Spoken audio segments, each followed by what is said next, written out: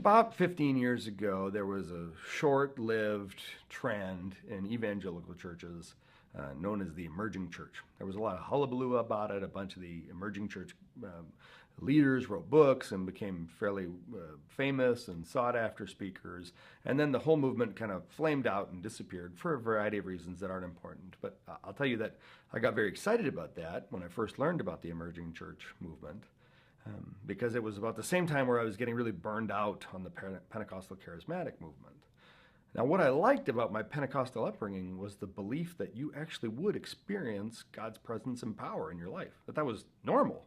I had some friends from liturgical traditions that didn't really carry that awareness in them.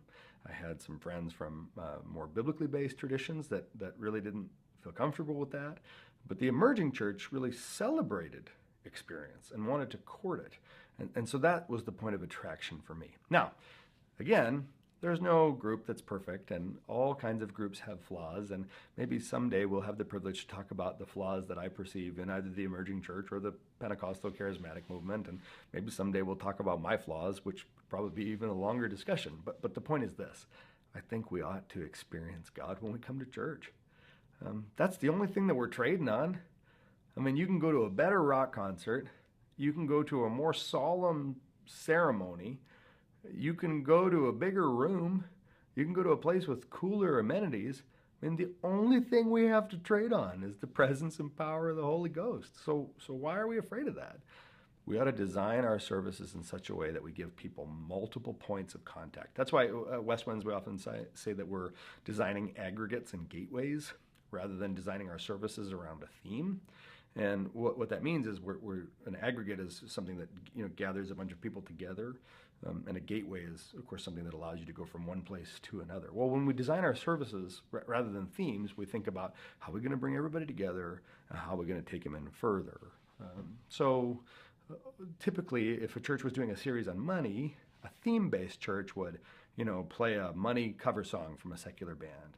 And they'd show a clip from a popular Hollywood movie about money and the evils of greed. And the pastor would preach on money. And then maybe somebody would give a testimony about how difficult it's been for them to overcome their own love of money. And then there might be an inspirational video that we showed to wrap it up at the end. And then you might take a special offering as a way of divesting yourself of allegiance to money.